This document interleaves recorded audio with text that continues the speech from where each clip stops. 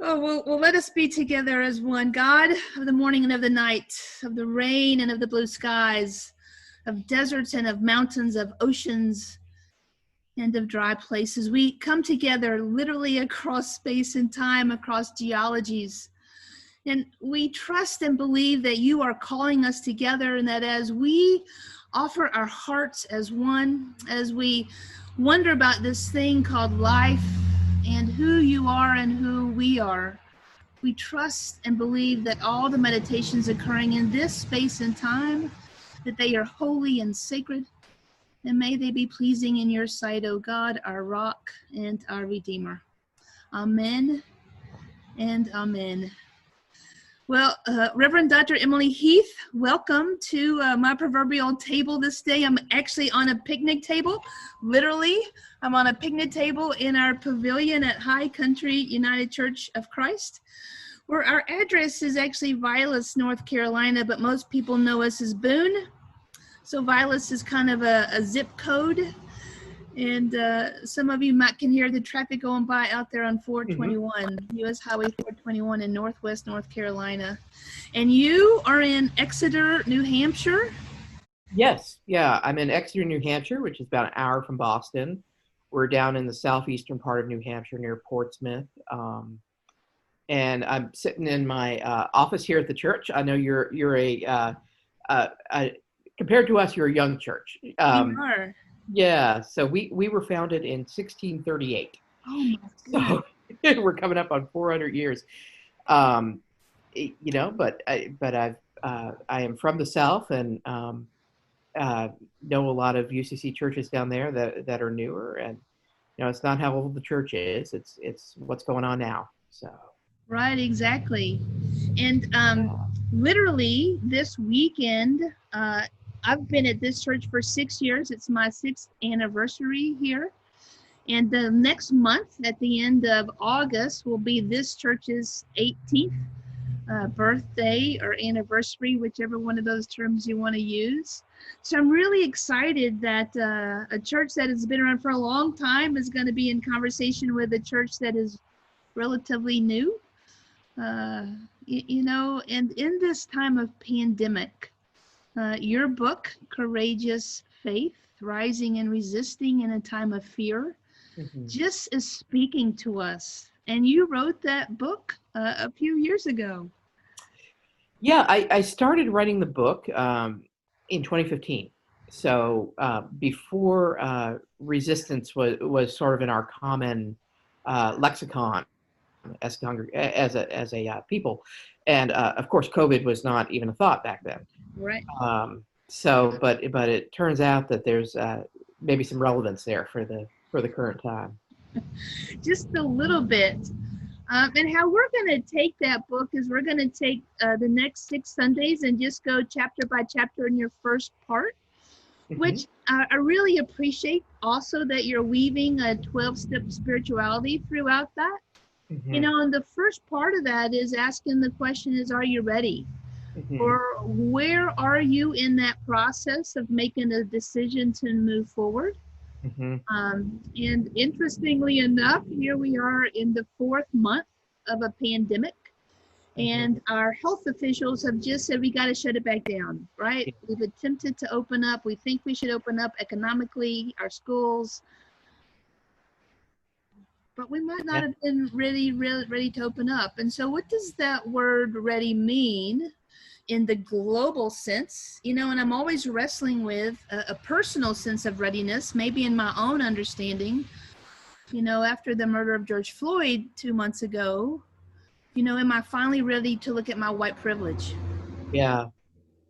And 4 months into a pandemic, when I'm feeling listless, and I've heard that from a number of my congregants of, I think, some of the weight of it, am I ready to actually look at my own mental health? And to know that my mental health must be woven into my spiritual health. So there's a number of pieces, your first chapter of Ready, and the story of Jonah and the whale just delights me so. Yeah. I think Ready is, we are at a crossroads in so many ways right now. We have COVID, and we have this virus that's really making us question, what does it mean to take responsibility for our neighbors? And we're talking about rights and responsibilities. And I think what Christians can bring to that is we can talk about what it means to love your neighbor. Now, people of every faith can do that. But this idea that we really have to be ready to think about what it means to make sacrifices for one another. Now, at the same time, compounding that, we're at this sort of important crossroads where we seem more ready to really engage questions about race and justice than we as a country have for a long time. Now we're really having to ask: are we ready to ask the big questions? That's something that my church, we've been talking about. So, like I said, I live up here in New England. It is commonly thought that there is no racism in New England by people who live in New England. The problem down where you come from, And I would tell them, I see evidence of racism here all the time. In fact, I think in some ways the South has had to wrestle with the legacy of racism in a way that Northerners never have. Right. And yeah, so I'm grateful because right now my church is really ready to have these conversations, which I think before we were in that paradox of thinking we were fine, and now we're realizing how much isn't. Mm-hmm. And I say in the book, you're as sick as your secrets, and another way to put that is you're as sick as what you cannot deal with. And this country, one of our secrets is we have not dealt with race and equity. Mm-hmm. And we're going to continue to be sick until we deal with it. Mm-hmm. And so I think whenever we're having these wholly important conversations, we are getting more healthy. We're getting better. But some places are not ready to have them. Some will have these conversations in a very half-hearted way. Mm-hmm. And that's why it's important to have the hard and sometimes really painful. Appreciate that you're having those words of where it's a time to have the hard conversations. And I think sometimes when we hear a biblical story, we want to take them literally. Mm-hmm. Jonah was sucked up by the wheel because God was sending him to have a hard conversation that he didn't want to have. Right. And so he ran away from that hard conversation and caused a bevy of other challenges for himself and others. Yeah. And until we're really ready to say, okay, it is time to have that hardened conversation, we won't ever be released from the tomb, be released from the belly of a whale. Yeah. I think a good example of this is saying all lives matter versus Black Lives Matter. It's easy to say all lives matter because everyone's like, well, sure, all lives matter. It's harder for some people to say Black Lives Matter because it means you have to have a hard conversation about the fact that Black lives don't matter equally in this country right now. Mm-hmm. And that is a hard truth. And that is something that, when people tell you, oh, I don't see color, I don't care if you're black, white, purple, like that's such a, it's just not true. We all see color and we should see color and we should celebrate color. And we should talk about what it means that the color of our skin impacts the way we make it through in this country. But it's a tough conversation for folks, and one a lot of folks they'd rather be in the belly of that whale than have. Right. And your second chapter is titled Honest, and then your third chapter is Reconciled. And for me, all of this really goes together. That second chapter is about those secrets that sometimes we don't even know we have until we're really ready to start peeling back the layers to understand what is maybe even in the cellular level. Like, what have we not even thought to go have? Right. Because it's uncomfortable, and it is inconvenient to do that work. Yeah. And sometimes that reconciliation piece is to know what is broken, right? And maybe that's within myself, and maybe that's within the greater community. And at the same time, I'm reading your book. I'm reading Emergent Strategy by Adrienne Marie Brown, which is really talking about transformative justice. Mm. And that really is, it's watching what is emerging and understanding that it's going to be messy and chaotic. Mhm. And once we commit to doing that work within ourselves, which for me is a huge piece of the 12-step spirituality of recognizing those different pieces that I need to be reflective on, Mm. know how I become healthy and whole, that Mhm. then can help my greater community become healthy and whole. And none of it is easy.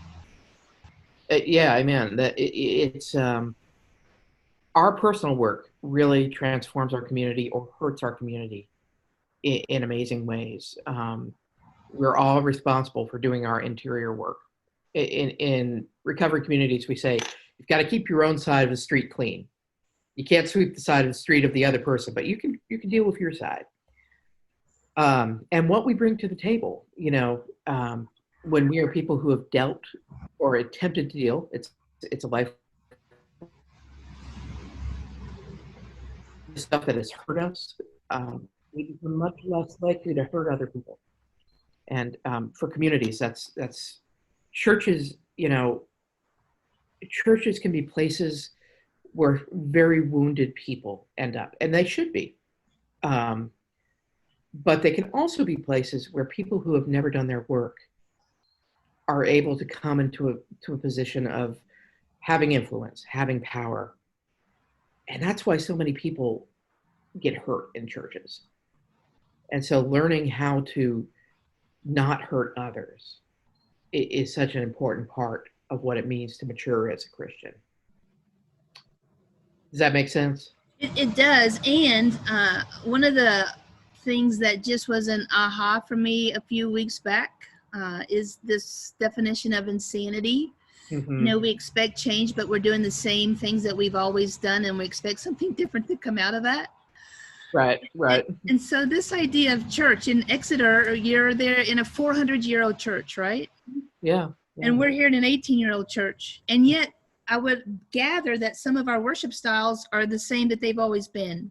Right. And Yeah. that's what I'm right now wrestling, as a pastor, as a worship leader, is even to do some of that work as a church.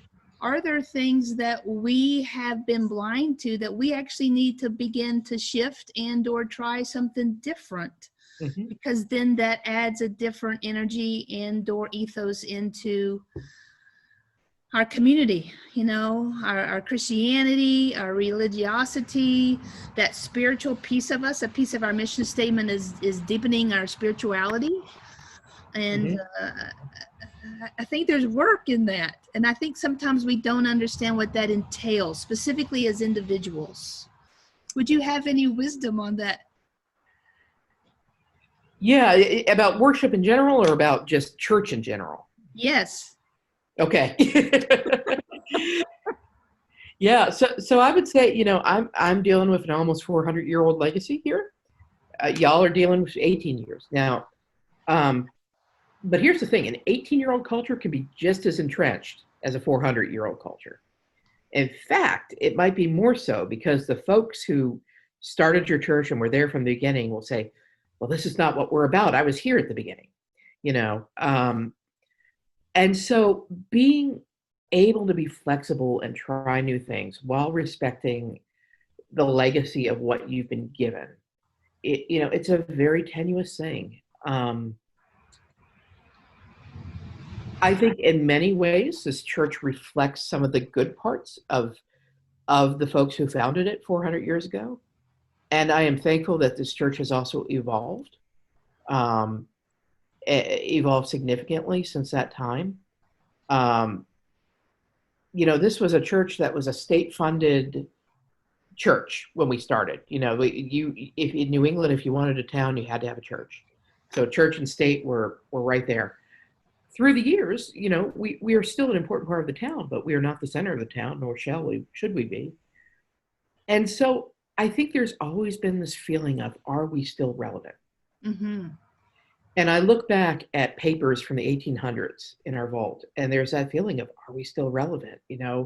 People don't have to pay taxes anymore to us, And what I found is that the mark of a good church is going to be how you can adapt to your situation.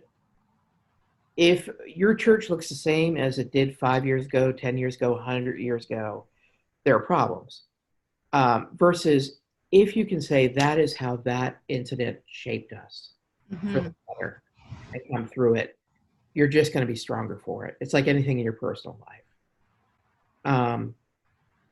My church has a very traditional worship style, and that's just who we are. Now, there are a lot of churches in our area that do contemporary worship, and it's interesting. A lot of our young families come to our church because we do traditional worship.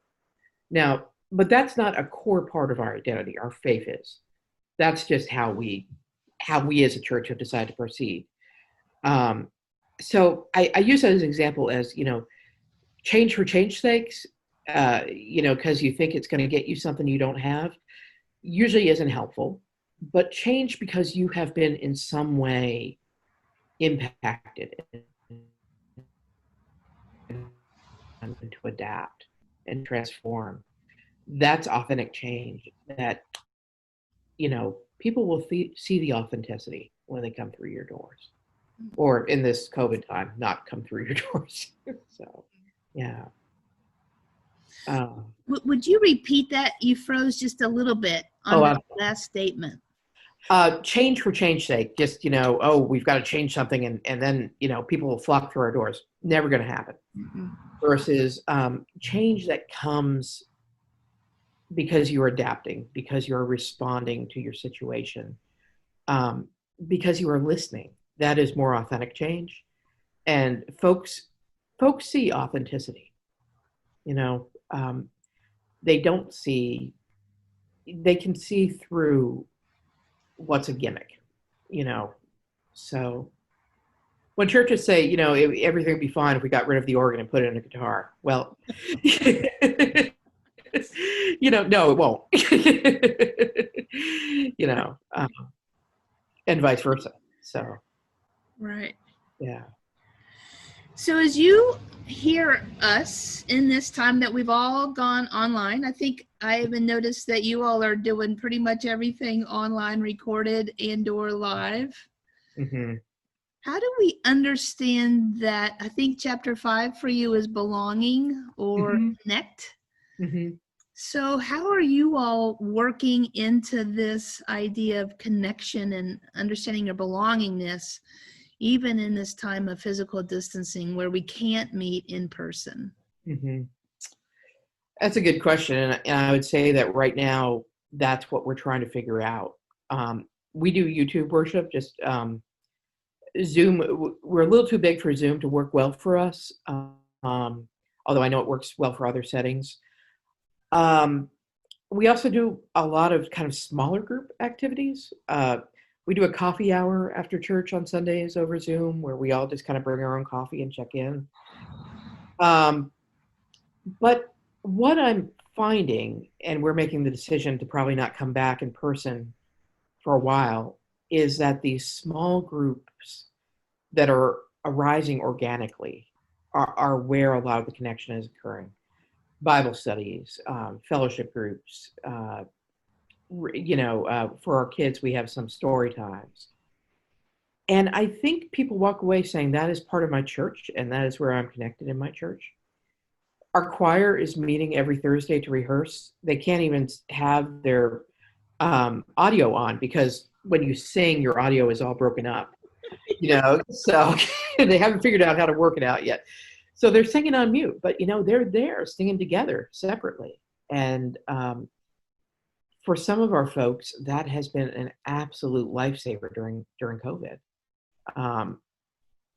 It's going to be a while till they can sing in person together, but having that group has been so important.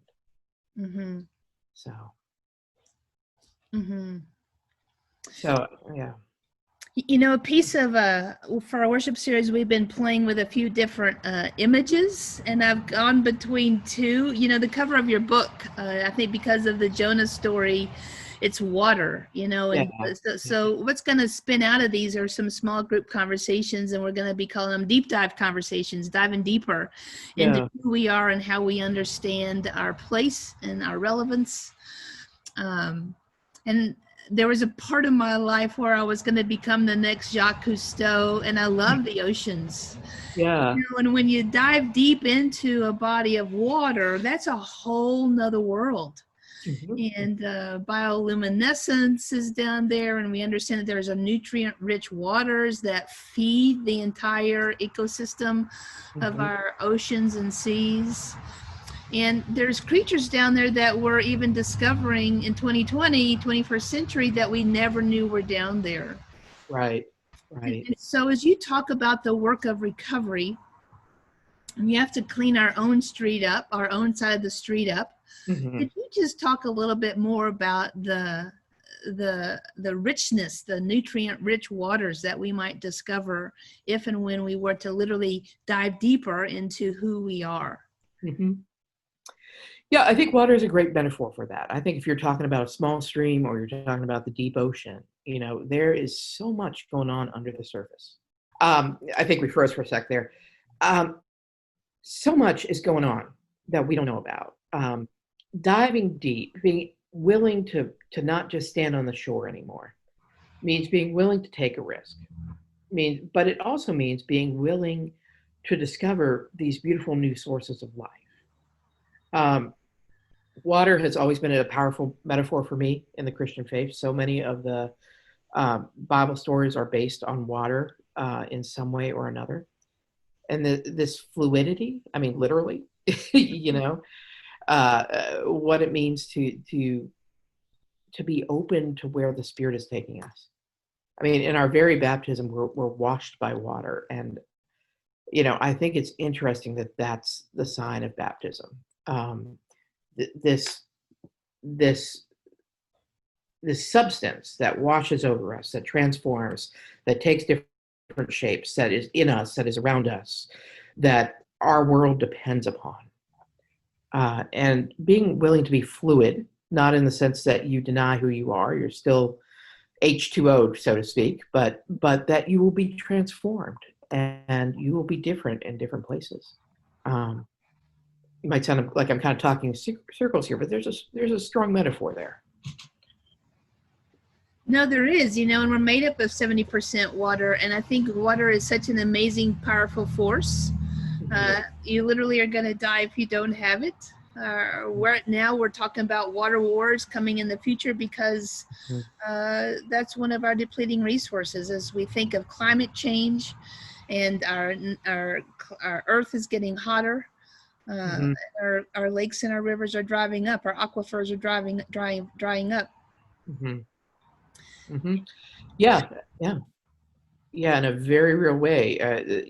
I think every conservation, I'm a fly angler. I fly fish a lot, and that has um, helped me to become really aware of of our natural world and conservation of our natural world, and how doing the work of addressing, what's happening to our rivers has really tied me in to this world. Because the way our streams are being, our national forests are being threatened, or mines are being put into very important, bays, that sort of thing. I mean, it's going to be an ecological crisis, and I think in all of this, knowing that we are heading more and more towards ecological crisis is imperative, because as Christians, it's going to be part of how we respond. Um, the next century, that's going to be a big call for Christians. Mm-hmm. Which then, for me, cycles back around to your 6 chapters of, are we ready to have that conversation? Yeah, yeah. And are we ready to understand what we are doing that impacts that? Mm-hmm. One of the actually most exciting parts of the pandemic is watching actually our earth a little bit get cooler and breathe, because our carbon footprints have been decreased.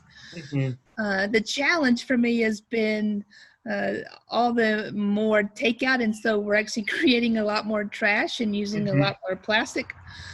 So it's this both and piece of that, Mm-hmm. Mm-hmm. and just being honest about that. And so, are we awake, and are we understanding how we are to be reconciled with our relationship with creation? Mm-hmm. So I don't know how you came up with these 6 words for your first part of your book, but they just continue to recycle in all the conversations that I'm having. Yeah.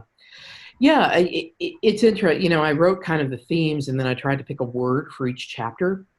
And the first half of the book, is very recovery focused. The second half of the book is resistance focused. And there were times when I kind of felt like maybe I should have just written the second part of the book. But I think you have to do the first part of the book in order to do the second part of the book. I think Christians too often try to do the second part of the book without doing any of the work of the first part of the book. And that's unfortunate, because I think that, when you don't know what you don't know, you can do a lot of harm. Mm-hmm. I think one example, where they were trying to start to address racial justice, and someone said, "Oh, well, we should go into an inner city and go to a soup kitchen and learn from them." And it was kind of like, because one, what are all the assumptions, about if you're a person of color, you live in the inner city and you go to a soup kitchen. Two, we don't go and gaze at people like they're ours to sort of, three, the idea that we're going to serve one meal in the soup kitchen and we're doing something really extraordinary here. No, I mean, the work white folks need to do before we go and become sort of spectators is to look at our own hearts and say, where is the racism in me? How have I been shaped by the racism of this world?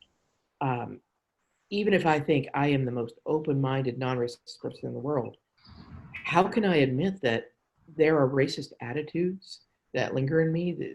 There's a racist legacy that helped to form who I am. Only when we've done our internal work should we be going and engaging in justice work. And when we do it, we should not be the ones leading. And we should not be going in there as white saviors. We need to be going in as allies who can take direction and use our voice when needed, when asked to. Mm-hmm. So, and that's the difference from going like, we are going to fix racism versus we're going to fix racism and I'm going to start with myself, mm-hmm. which is what everyone confronting any kind of bigotry needs to do.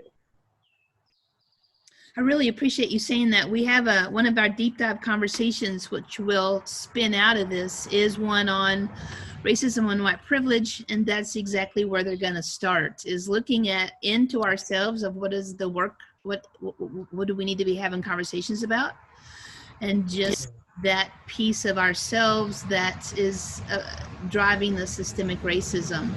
Mm-hmm. And the other piece of that for us is, for many years, we've been having a conversation here within the UCC. There's a new designation, becoming a WISE congregation, where WISE is acronym for welcoming, inclusive, supportive, and engaging, specific to mental health and mental illness. And I wonder what it would look like if our churches really understood that until we work with our mental health, that our spiritual health then would also grow deeper. Mm-hmm. And when we begin to understand that our spirituality and our minds and our hearts, they all go together as one, that we are whole beings. Mm-hmm. Our sexuality, our gender expression, our physicality, that we are these amazing whole people. And I think for me, my lens is so often the church has only attempted to do one piece of us. Mm-hmm. And we've not wanted to talk about any of those other pieces. Yeah. And mental health is so crucial. And it's also something that has been so badly addressed by the church through the years. Even now, you can find, on sort of more popular Christian websites, you won't have a problem with depression if you just pray to God, or if you're anxious, go to God in prayer and God will take it away. Well, I think that prayer is wonderful, and our relationship with God can absolutely help us when we're dealing with something. And I also think that therapy and antidepressants are amazing things. And, God has given scientists the ability to come up with some amazing pharmacological treatments. And personally, I'll say therapy is probably the best money I've ever spent. I started going to therapy when I was 20. I still go now. And, again, it comes back to knowing what you don't know. Mm-hmm. And people who aren't willing to do the deep work of self-reflection and healing are, again, the people who can hurt other people. Mm-hmm. And just churches too just need to understand, how do you become a safe place for people and for families who are confronting difficult mental illness. I'll give you an example from my church. So we do prayers of the people every week. We're right on the edge where this is almost too hard to do sides-wise, where I open it up to the congregation and I say, what prayers do you have to share? And about 5 years ago, a young woman who had just given birth stood up and said, I need to share that I have severe postpartum depression right now. And this was right after I'd come to this church. And this church at that time was not accustomed to prayers like that. But what happened was during coffee hour, she told me about a half dozen different women, ranging from people her age to people in like their 80s, came up to her and were like, oh my gosh, I had this too. And we're able to talk to her about it and tell her, this is what I did. You're going to be okay. Don't feel bad about it. I look out at church on Sunday and I know what people are going through. And I want to be like, I wish you two could talk, because when we break these stigmas as a church, we just become a healthier place. Right. And my church has become so much healthier since then because we talk about this stuff. Mm-hmm. So. Thank you for that. I really appreciate that word of affirmation on that. Mm-hmm. And the idea, I think, sometimes is that church is this place of wholeness. Mm-hmm. And it's hard to bring our brokenness here, because I think there's this historical piece of we show up in our best dress with our gloves and our patent shoes on. Mm-hmm. And I think as we have evolved as a church that seeks to be relevant, Mm-hmm. we understand that brokenness is exactly what we need to bring, knowing that in the midst of a connected, belonging community, that is how we find healing from time to time. Yeah. And it's scary. It's totally scary because we don't know if we're going to be shunned. We don't know if we're going to be laughed at. And the truth is that we're all human and we're not always going to get it right. Right. We're not always going to have a person offer a kindness to us. And that too is a piece of being church together. Mm-hmm. Is we're still going to make mistakes. And hopefully in those mistakes, we can have some grace and we can say, that let's try that again. Mm-hmm. That I don't think you actually said what you meant to say. Mm-hmm. Mm-hmm. Yeah, which for me, a third thing that I'm not sure is going to exactly happen right now, but I'm hoping to also have conversations of staying at the table, right? Mm-hmm. And so how do we have these conversations after an incident? Mm-hmm. And not just push back or resist, or the social media pieces. I'm just going to create a meme and laugh at you, or literally desiccate you. Mm-hmm. Mm-hmm. And I think in the church we got to figure out how to not do that, right? A few weeks ago I had two sisters from the Rule of Benedictine sisters, and one of their biggest things is no murmuring. Benedict taught about you don't murmur against one another. You figure out how to still understand each other as beloved. Yeah. And I think for me, what I see often in social media is we just, it's like almost ravenous. We go after that weakness and we just rip it to shreds. As opposed to how do we stay at the table and literally have the hard conversation that needs to happen after an incident has occurred that may or may not have had grace and mercy and love steeped in it. Yeah. It's a hard thing, and it's I think we all struggle with it. And I think we are in a time right now as a country where we are so divided. more, and I know this is cliche to say, but more than I've ever seen in my lifetime. Um, there are some people that honestly right now I can't stay at the table with. If you are denying the full humanity of someone else, I can't stay at the table with you. However, if you are trying to be transformed, if you're trying to understand, if you're there in good faith, then yeah, we can stay and talk. Um, there's an expression I learned um, uh, from Germany, and I don't know if this translation is exactly right, which is that when one Nazi sits at a table of 11 people with 11 other people, there are 12 Nazis at that table. In other words, if we stay someone who denies the humanity of others, what message are we sending? So I do think that there are some tables we have to walk away from. I would not go and sit down at a table of white supremacists and say, let's have a conversation. Now, if someone came to me and said, I'm trying to understand and leave this, then yes, of course, But sometimes the table we're sitting at sends a message to other people of, I'm sitting at this table, which means I don't care about you and your table. Just a thought. I appreciate that. And I think that's what I wrestle with. And I'm actually going to ask you to tell that Nazi story again, because it froze right in that about 10 seconds. Sure. Of that. Because I'm also, holding intention where Jesus said, dust your feet off and move on. So while we have that beautiful story of the Last Supper, when he knew possibly that Judas was going to betray him, that Peter and those disciples were still saying, I should be sitting at the head because I'm the greatest here. He sat at the table and he washed their feet.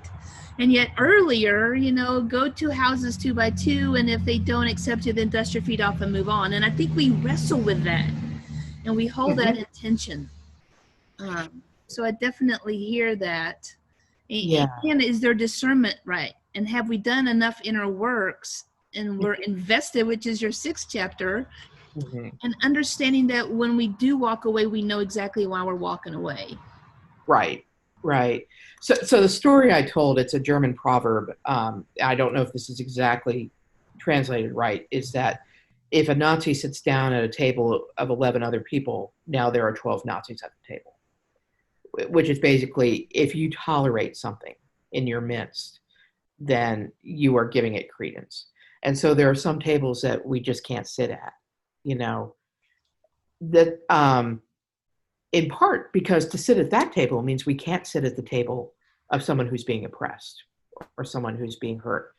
And so we have limited energy, and there are, especially in these days, I'm dedicating my energy more to being an ally to those who are hurt than I am to trying to change the minds of people who are not going to change their minds.